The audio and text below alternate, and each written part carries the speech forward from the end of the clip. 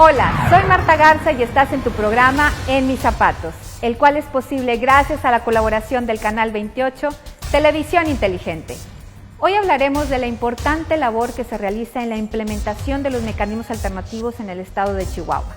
Para ello, tendremos la presencia del licenciado Pablo Héctor González Villalobos, presidente del Tribunal Superior de Justicia y del Consejo de la Judicatura del estado de Chihuahua. Quédate con nosotros, estás en Mis Zapatos.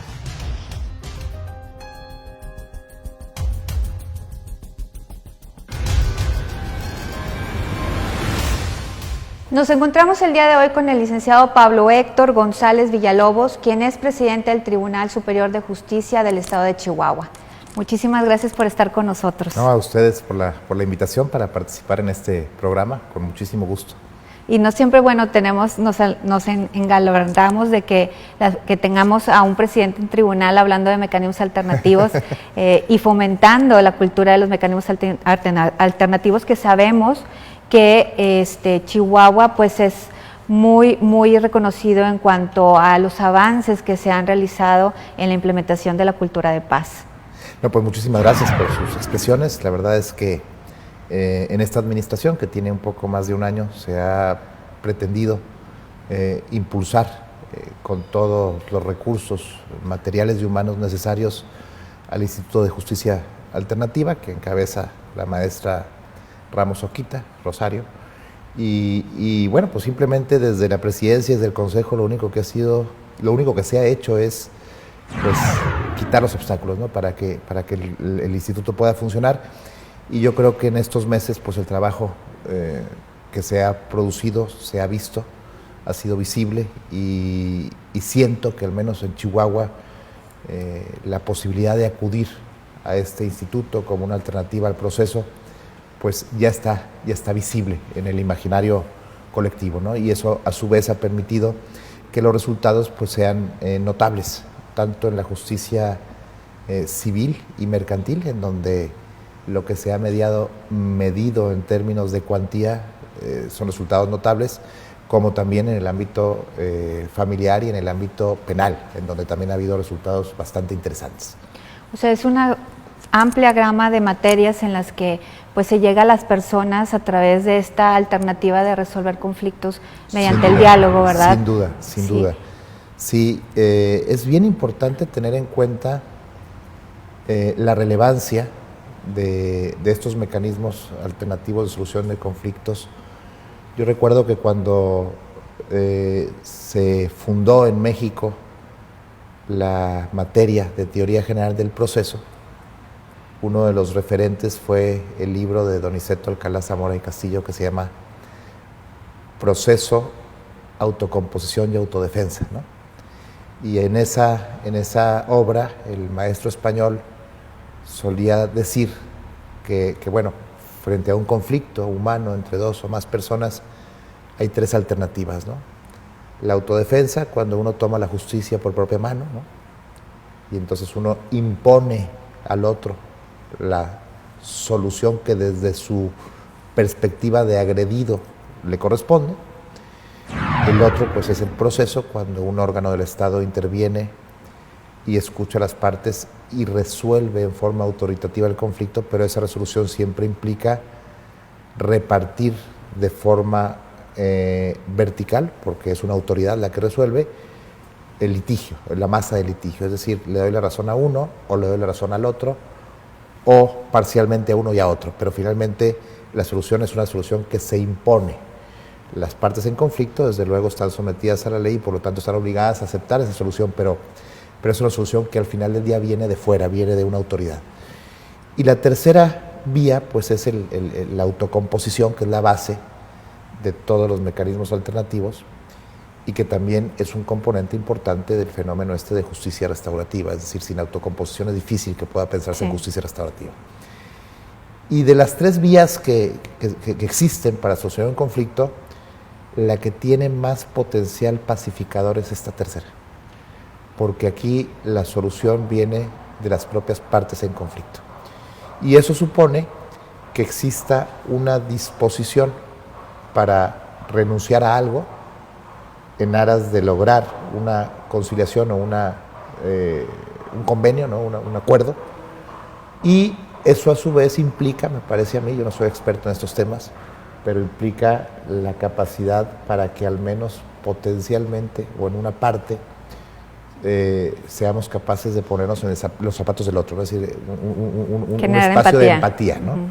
Entonces, esto hace que estos mecanismos pues, sean muy nobles, que sean muy generosos, que cumplan una función muy relevante, no solo para la resolución de ese conflicto concreto, que en ese momento está procesándose a través de esta mediación o de esta conciliación, sino también en la construcción de una cultura de la paz, ¿no?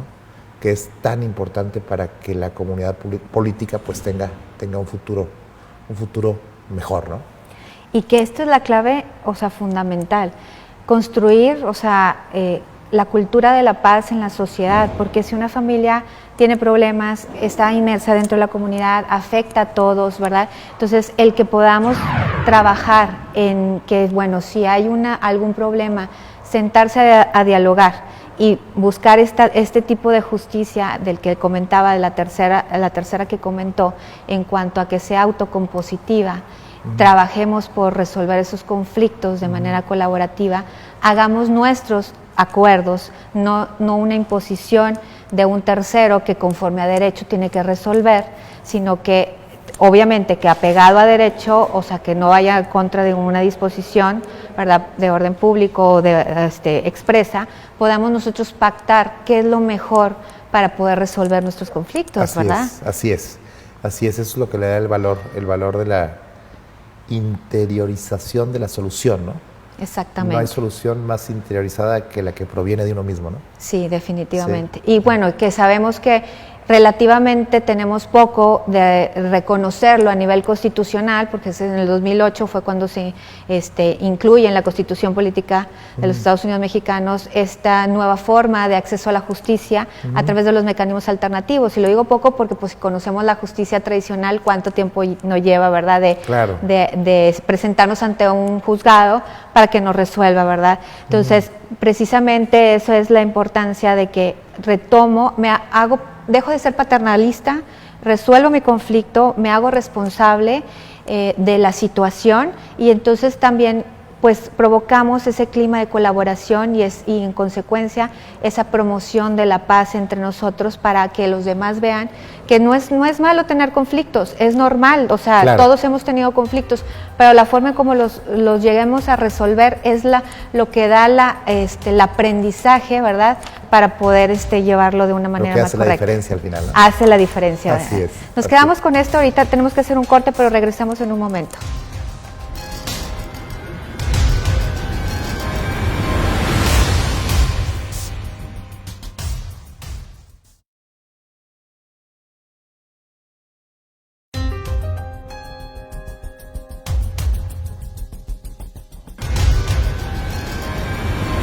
Regresamos con esta segunda parte de la entrevista. Estamos con el licenciado Pablo Héctor González Villalobos, presidente del Tribunal Superior de Justicia del Estado de Chihuahua.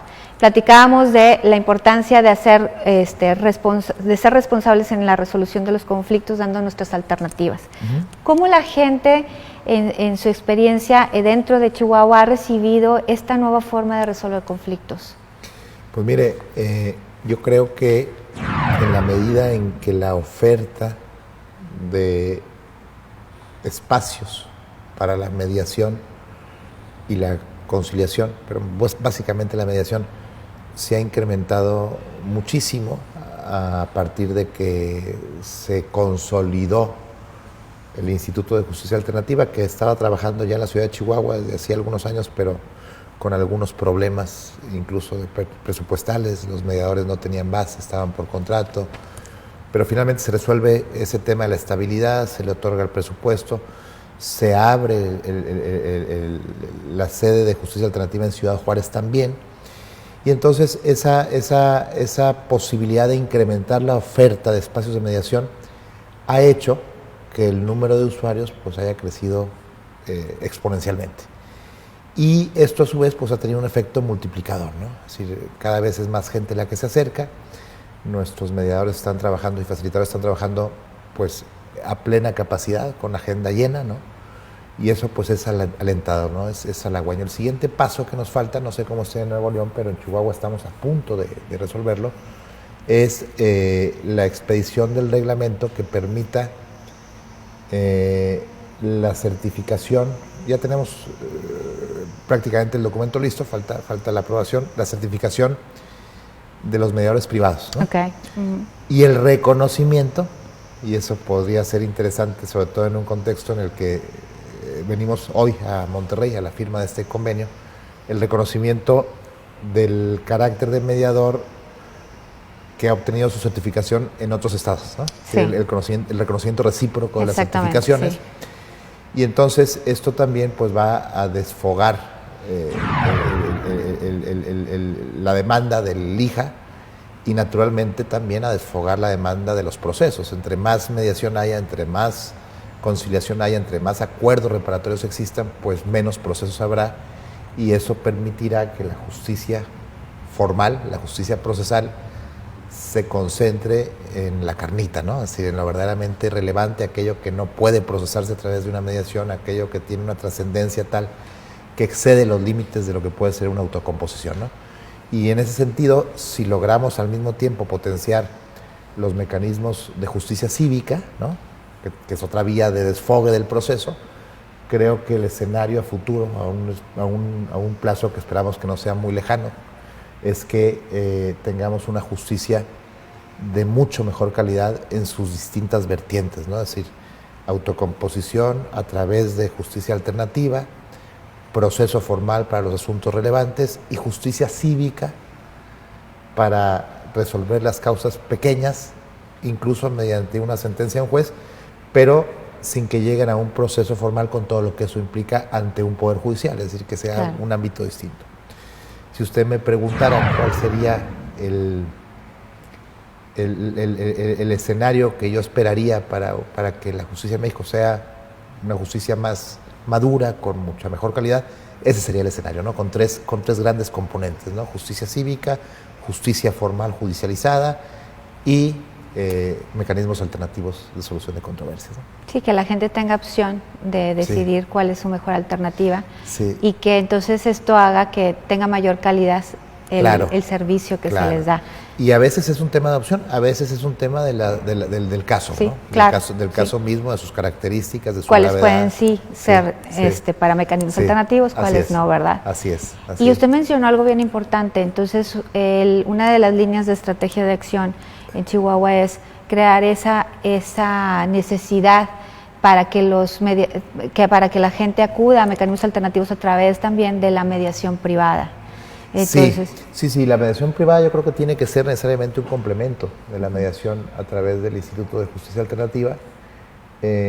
No todo el mundo puede acceder a la mediación privada, sobre todo aquella que implica el pago de un honorario, ¿no? Claro.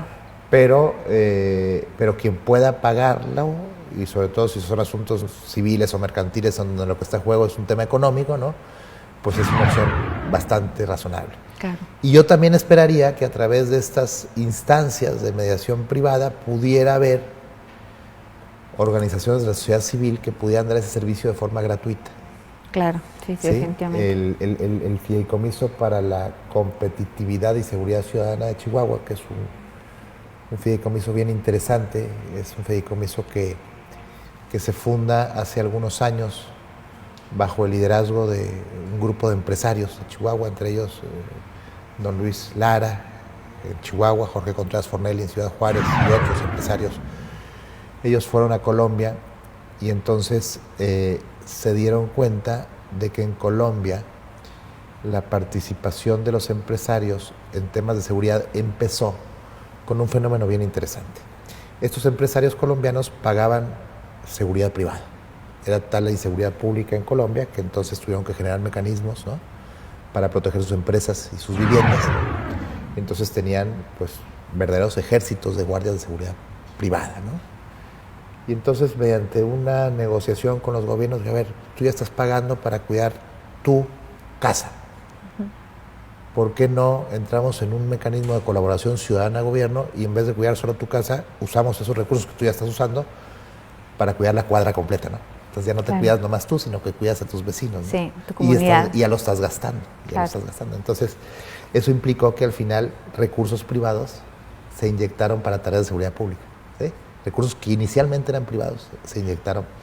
Y luego esto se fue formalizando a través de impuestos o autoimpuestos, ¿no? O sea, contribuciones que los propios empresarios decidieron autoimponerse para poder contribuir en estas tareas. Tomando ese mecanismo, en Chihuahua se funda este fideicomiso. Este fideicomiso se funda con la idea de que los propios empresarios le piden al gobierno que les imponga, es un autoimpuesto, ¿no? Una sobretasa al impuesto sobre nómina para nutrir este fideicomiso. Entonces el gobierno recauda y le devuelve al fideicomiso esa cantidad y el fideicomiso la destina a distintas cosas que tienen que ver con seguridad y competitividad, ¿no? Y uno de los proyectos que trae el FICOSEC es crear un equipo de mediadores certificados Muy bien.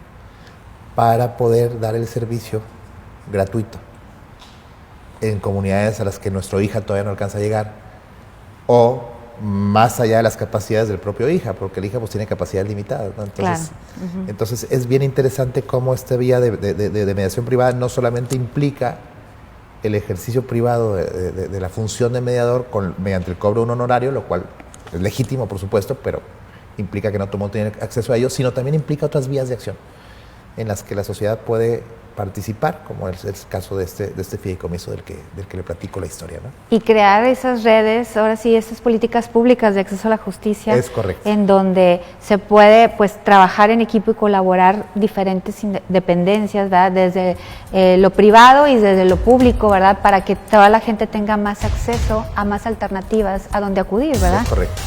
Tenemos que hacer un corte, pero ahorita regresamos y retomamos el tema. Muchas Perfecto. gracias.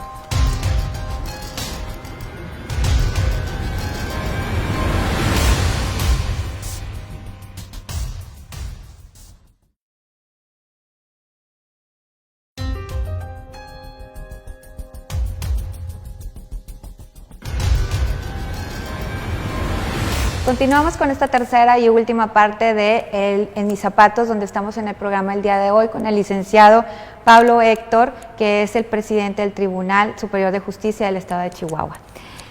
El día de hoy pues tenemos un evento muy importante que es donde varios poderes judiciales firman, los titulares firman un convenio de colaboración que es muy importante para la implementación de los mecanismos a distancia.